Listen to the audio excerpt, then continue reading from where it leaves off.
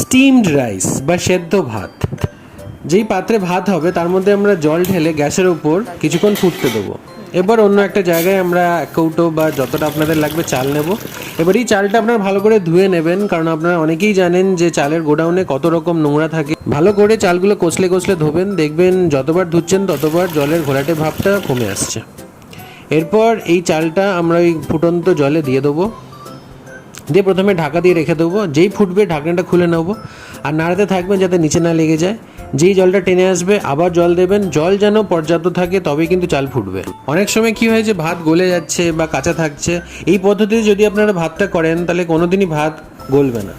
ব্যাস দেখে নেবেন একবার ভাতটা টিপে যে ওটা সেদ্ধ হয়েছে কি না।